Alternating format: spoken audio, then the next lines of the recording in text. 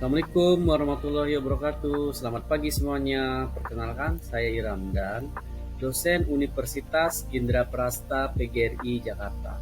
Saat ini saya sedang mengikuti pekerti gelombang 4 di Universitas Bengkulu tahun 2024. Oke. eh, di sini saya mengampu mata kuliah Sejarah Pendidikan dan PGRI. Jumlah SKS 2 di dalam pertemuan mata kuliah ini ada 16 pertemuan.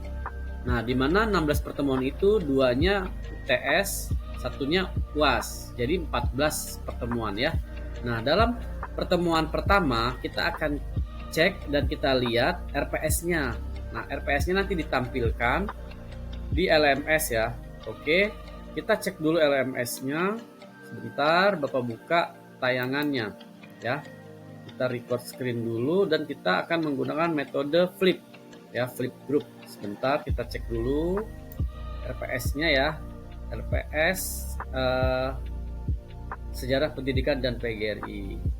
Nah, ini RPS-nya ini di pertemuan pertama orientasi umum ruang lingkup sejarah pendidikan dan PGRI yang ada di perguruan tinggi.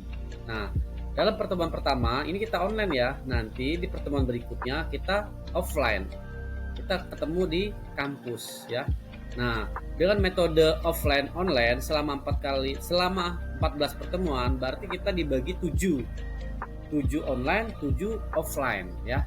Oke, ini materi-materinya nanti akan Bapak share di grup ya. Sementara belum di-share di grup, bisa disimak dan dilihat apa saja poin-poin yang akan kita bahas. Nah, poin pertama orientasi umum, poin kedua sejarah pendidikan, poin ketiga proklamasi, sampai pembentukan PGRI di era Orde Lama ya. Pembentukan PGRI itu di awal era Orde Lama tahun 1945, terus sampai di Orde Baru. Setelah Orde Baru berkuasa 30 tahun lebih dan akhirnya masuk era Orde Reformasi. Di situ PGRI sudah mulai berkembang dan sudah mengikuti beberapa kongres-kongres sampai akhirnya di era sekarang ya. Oke. Nah, di era sekarang itu ada pendidikan profesi guru dan kode etik guru serta masalah-masalah kualitas guru yang ada di Indonesia. Oke, ini sekilas pandang terkait pembahasan RPS yang akan kita tempuh selama 14 pertemuan. Nah, sekarang Bapak akan tayangkan PPT tentang pertemuan pertama ya, tentang sejarah pendidikan nasional. Kita lihat dulu di pertemuan kedua offline yang akan kita tempuh di minggu depan. Sebentar, kita cek dulu ya, kita stop sharingnya. Kita cek, oke. PPT-nya ya, PPT sejarah pendidikan dan PGRI. Tapi di sini kita ngebahas tentang sejarah pendidikan nasionalnya ya. Nah, dari zaman Spanyol itu di pertengahan, awalnya itu kita mulai dari zaman